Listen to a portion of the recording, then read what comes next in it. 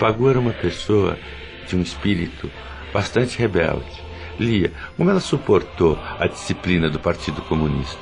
Ela suportou por um bom tempo e ela, assim, o partido mandava ela fazer isso, ela ia, mandava fazer aquilo, ela ia, quer dizer, ela chegou, teve uma época que o partido mandou todo mundo se proletarizar, lá foi a Pagu, meio que teve que abandonar a família, filho pequeno, Oswaldo, porque ela precisava obedecer às ordens do partido, foi trabalhar em oficinas têxteis, depois foi virar lanterninha de cinema, enfim, teve uma série de trabalhos desse tipo por causa dessa ordem. Outra coisa que punham a Pagu para fazer era a segurança em reuniões do partido, então ela tinha que ficar a madrugada inteira armada, ela não sabia nem mexer numa arma, ela tinha que ficar para a segurança enquanto os líderes se reuniam e discutiam os grandes problemas da nação, e ela obedecia.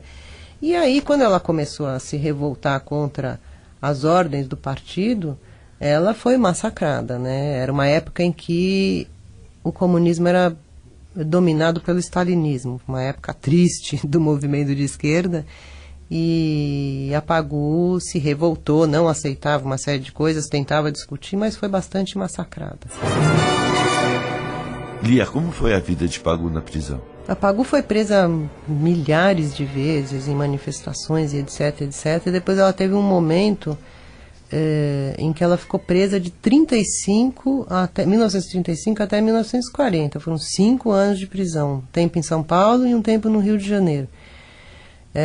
Ela foi bastante torturada, principalmente no Rio de Janeiro, que era mais barra pesada naquela época.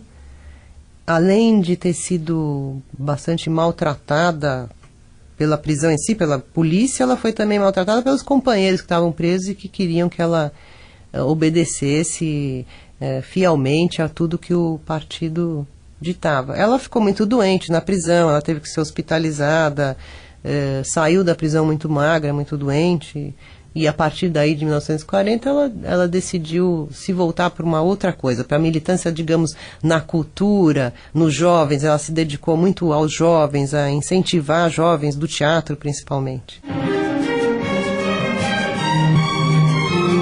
Lia, como é que você analisa a produção literária de Pagu? Pagu teve esse romance, Parque Industrial. Ela fez um outro romance com o segundo marido dela, Geraldo Ferraz. Agora ela tem uma série de poemas maravilhosos, eu cito alguns deles no meu livro. Ela tem uma atividade jornalística importante também, de crítica das artes em geral. Eu acho que assim, é interessante conhecer um pouco desse... Ela traduziu muitas peças, enfim, tem uma série de produções da Pagu que acabaram ficando meio assim fragmentadas, dispersas, mas que são importantes de serem conhecidas.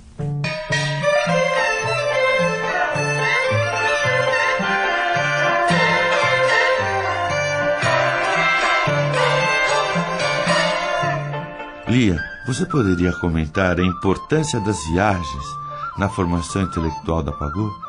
Então, ela viajou por alguns anos, nessa época, antes de ser presa, antes de 1935, ela foi para a Europa. Ela estava muito visada aqui. Acho que até o próprio partido incentivou ela a ir embora um tempo. E ela acabou indo, não sei se para ficar tanto tempo, acabou ficando uns 2 ou 3 anos fora. E foi muito importante. Ela conheceu muitos países, ela conheceu muitas pessoas, acho que abriu os horizontes dela. Ela, por exemplo, tem uma coisa que é meio prosaico assim, mas, por exemplo, ela conheceu nessa época o imperador da China, e isso fez com que ela trouxesse... Raul Bopp era cônsul na cidade de Kobe, no Japão, e pediu a ela que, por causa desse contato dela com o imperador, conseguisse a semente de soja, que não existia no Brasil. E a Pagu conseguiu, essa semente veio para o Brasil através do Raul Bopp e foi dada devida atenção pelo Ministério da Agricultura, não sei por que exatamente, e hoje em dia o Brasil é um dos maiores produtores de soja. Quer dizer, isso é uma coisa interessante de conhecer na vida da Pagu. Eu acho que nessas viagens também ela conheceu, e eu acho que aí ela começou a perceber os furos que existiam no stalinismo. Ela foi para Moscou e viu coisas que ela imaginava encontrar uma sociedade muito mais igualitária e justa e etc. E acabou se desiludindo um pouco com o que ela viu, crianças pedindo esmola na rua e etc. Acabou achando que, mesmo assim ela continuou batalhando comunista, ela sempre foi, ela achava que o Partido Comunista sob o stalinismo é que tinha abandonado as ideias de esquerda comunistas. Eu acho que ela continuou com as suas ideias até o fim. Mas ela se frustrou com isso. Não deixou de ser militante. Ela foi morar em Paris e estudar em Paris e se envolveu com o Partido Comunista na França. Inclusive foi presa na França, foi ferida, teve que ficar no hospital, quase foi deportada para a Alemanha ou para a Itália naquela época que começava o nazifascismo. Mas aí conseguiram mandá-la de volta para o Brasil. Enfim, eu acho que as viagens devem ter, sem dúvida nenhuma, trazido para ela uma ampliação de horizontes. E para concluir, você gostaria de colocar alguma questão, algum tema do livro que eu não tenha colocado? Acho que uma coisa interessante é talvez o jeito a forma que eu encontrei para contar a história. Então, é como se o livro fosse, a narrativa é como se ela fosse contada por uma catadora de papel que encontra objetos da Pagou no lixo. De fato, existiu uma história em 2003, uma catadora de papel encontrou documentos da Pagou no lixo e, mesmo sem saber quem era a Pagou, teve a sensibilidade de ver que era uma pessoa importante para a história do Brasil, foi atrás, enfim, esse material acabou indo para um arquivo da Unicamp e esse fato me inspirou e eu criei um personagem inspirado nessa catadora.